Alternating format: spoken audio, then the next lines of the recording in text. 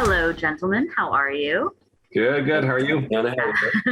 I am doing great. I had a fun and weird time watching Brand New Cherry Flavor, and you both were excellent in it in different ways. Jeff, first, I have to say I loved you in Agents of S.H.I.E.L.D. Oh, thank you so much. And I know that you did Channel Zero with Lenore and the creators. So what was the journey to Brand New Cherry Flavor? Did they just call you up and be like, come join us in this too?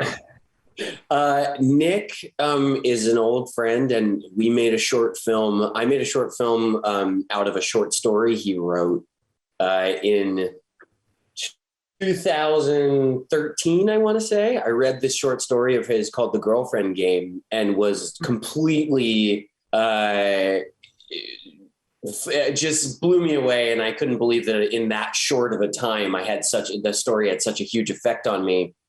And then a couple years later, I ended up, he called me in for Channel Zero, and we ended up doing that together. And still one of my favorite things I've done. I love that show, and Stephen Pyatt, the director, was so good. And then, a few years later, Nick was, it was actually while we were shooting Channel Zero, Nick got the rights to this book called Brand New Cherry Flavor that I had never heard of. Mm-hmm. And then 4 or 5 years after that, we had kept trying to work together again. And this came up, and I read with Rosa, and I was lucky enough to get it. And it was crazy because I then got the scripts, and that infamous 4th episode with that wild sex scene with Rosa and I, when I read that, I was like, oh my God, this reminds me so much of the first time I read The Girlfriend Game. Oh. It was just as weird and crazy and erotic, but insanely dark and wild.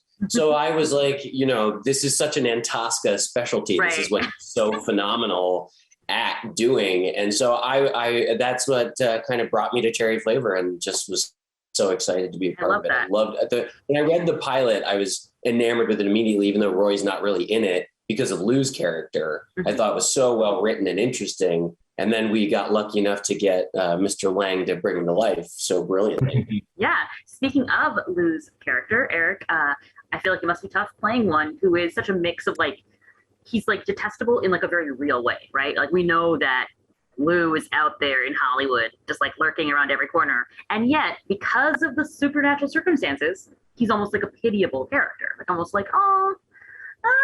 This one doesn't serve that much, maybe. So can you talk about balancing those two extremes? Yeah, I mean, I've played a bunch of bad people in my career, and my goal is always to try and get the audience to be on my side, no matter what. What I love about it is watching someone who was at the top of their game slowly become eroded. And the trap is to just go with the erosion and wallow. And so what's fun about Lou is that he's a fighter, and he's really trying to climb his way back up this mountain. And this curse he's been visited with, albeit for some poor behavior, is so severe that I really thought, I think I can get some people to go, whoa, that's too much. You're still a douchebag, but you shouldn't be going through this, So that's what was fun about it to me. And I liked that it wasn't just, he just sat in his living room with a bottle of Jack Daniels and wallowed in self-pity, that he is actively trying to construct a way out of the failure he's living through. And along the way, I think Lou's really funny. I think he's he's childlike almost at times. And, I mentioned that wig. I love that wig so much. When I first got it, I was like, this is a period piece, really. The 90s, he's a larger than life figure. This won't do, this hair I have. Right. I was expecting you to have the wig. I was when I saw you, I was like, who is this man? Yeah. Who's this bald guy on my screen?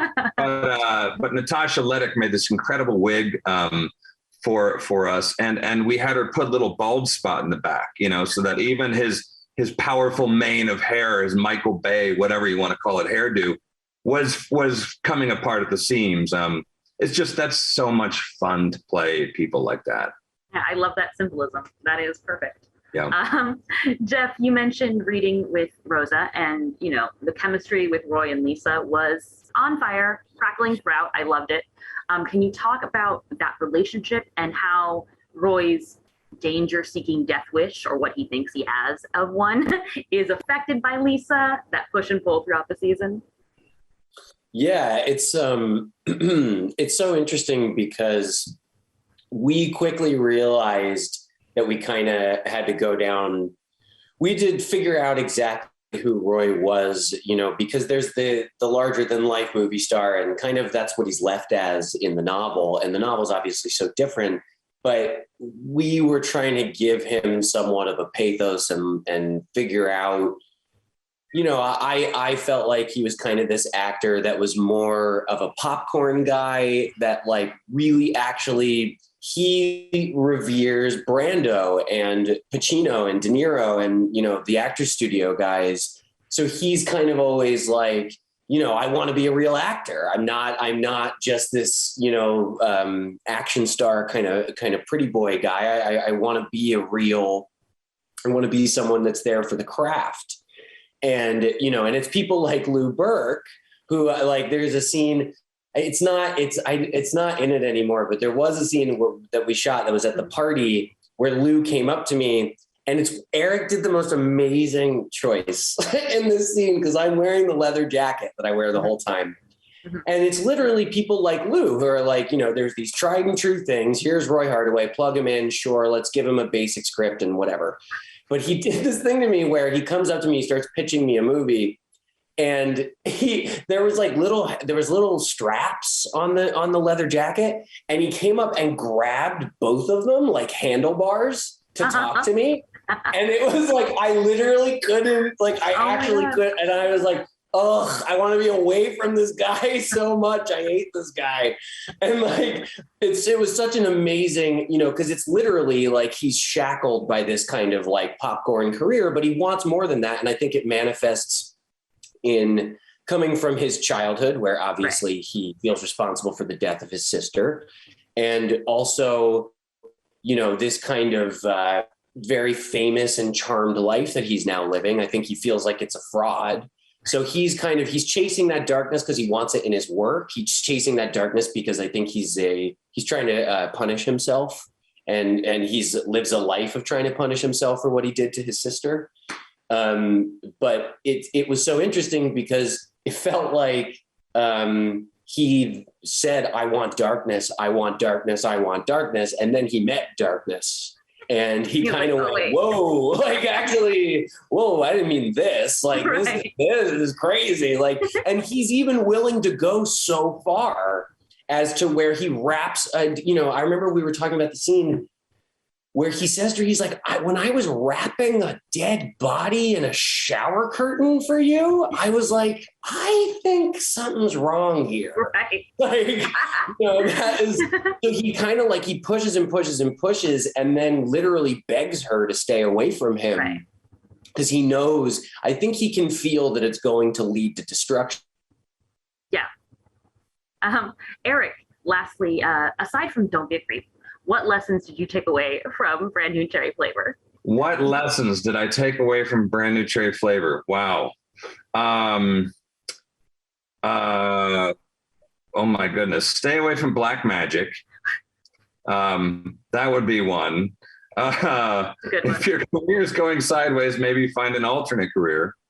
Be better to your wife than Lou is, and your son. I don't have one off the top of my head, but that's all are acceptable choices. Better ways to live your life. Thank you so much. You and Jeff were amazing. Thank you so much.